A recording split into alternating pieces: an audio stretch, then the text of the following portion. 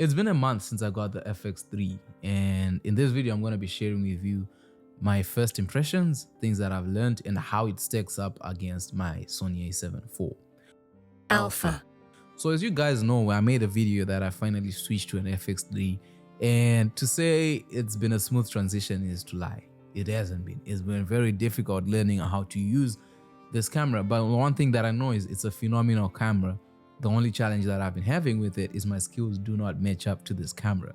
I have to learn a lot. I have to relearn everything that I learned from the A7 IV, because a lot of the skills that I learned and adjustments that I had to make in using the A7 IV do not apply to the FX3.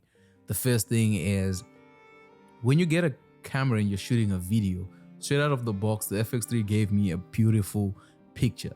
However, I had to relearn that, because in my Sony A7 IV, I used the picture profile 8, so I thought that I'll get the same experience in the FX3, since people were saying essentially the FX3 is a Sony A7 III, and the Sony A7 III is like a big brother to the A7 IV. So when I started using it, I thought that I'll just get to use picture profile 8 and use both cameras, with my A7 IV being the B camera. But the first thing that I learned is there is no picture profile 8 in the Sony FX3. That was mind-blowing for me, and I know for most people who got the FX3 before the update, you guys had those experiences. So a lot of tutorials on YouTube are just like, oh, use picture profile 8, but it doesn't exist in the FX3. And this was a big problem for me. What they do have in the FX3 is you have log shooting mode, so you turn that on, and then that essentially puts you in the same settings that you get with the picture profile 8. But then now you're looking at things like the I think it's called the Sign EI and Sign EI Flex, which are different conversations to have, because I didn't know all these things coming from the A7 IV. From the A7 IV, I know once you set up picture profile 8, that's it. And then you start shooting. In post, you just convert your log file into a Rec 709. But having to make that leap, essentially, it's been a struggle of mine. And if you've watched a lot of my videos lately, you'd see that. You see that there's a big struggle where I use the FX3 and the FX3 with the A7 IV combined. Like, I struggle with color grading. I struggle with white balance, because they shoot at different levels. And in trying to set white balance manually, this is something that I never had to do with my A7 IV. I just trust the auto white balance on that one to work and shoot. Whereas with this one, it's like you now have to learn how to set a white balance, and then trying to mesh the two of them. They don't mesh.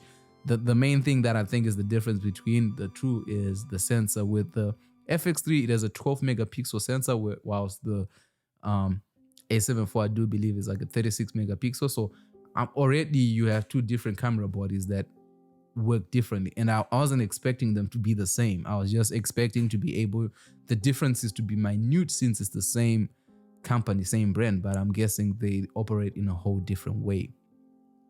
So the one of the biggest things that I noticed as a difference is stabilization. So if you watched my A7 IV video, I complained a lot about how unstable that camera is. You have to use something like Catalyst Browse to make it work. But with the FX3, it's quite smooth. I don't really have the same challenges that I had with the A7 IV. This is something that I've gotten to appreciate a lot. This camera is just phenomenal. Using the FX3 by itself, the picture quality that I get out of this camera is crazy. Even using Sign EI, which I have no idea what I'm doing with it, the pictures that I get out of it are crazy. If you watch the A7 IV video, you probably see that that's probably my best production to date. And that's because I didn't do anything to it. I just put it down and it got to work. And I haven't been able to replicate that in a way that matches my A7 IV. The next thing that I would say has been a challenge for me using the FX3 is understanding white balance. As I've mentioned, it's been a challenge because using the A7 IV, I was used to auto white balance. But with the A7 III, if you're shooting in log mode, you don't get auto white balance. What you then have to do is manually set your white balance, and this is a skill that I have to learn, which has been a challenge for me. The main challenge in that is, if you've never set white balance, you'll realize it's quite difficult, because people will say you have to put like a white paper and then make sure that the picture, that the white is the same. But the thing is, because you're shooting in log, right, you don't really get true color. So how do you know? And most times, like when I do that, and then in post I'm trying to set it up, it's like the colors look way different between the A7 IV and the FX3. So sometimes I just end up having to rely on shots from one camera and just disregard the other one just to create a matching file, you know, that doesn't look different. Look, let's talk about the image quality. So the image quality, it's an upgrade from the A7 IV to the FX3. Like, they're worlds apart. You can literally tell. In terms of video, I don't think the A7 IV, like, it gets there. In a lot of videos, you see people saying you can't really tell the difference. Trust me, you can. Especially if you're sitting in front of a calibrated monitor, you can tell the differences and being like, wow, this is on a different level. One thing that I've heard a lot of times with the A7 IV was heating. So the A7 IV, when you shoot in 4K, once you're around like the 1 hour 30 mark, it starts to heat up. Whereas I haven't had that experience with the FX3. Like, I've shot a podcast and I didn't even experience that. It didn't even show that it was struggling with what we were doing. So it worked so well.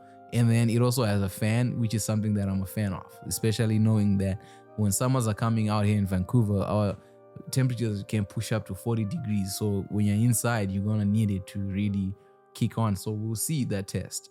Price. So as I stated in my previous video, I didn't pay the full price that you pay for an FX3. I got it off of Amazon.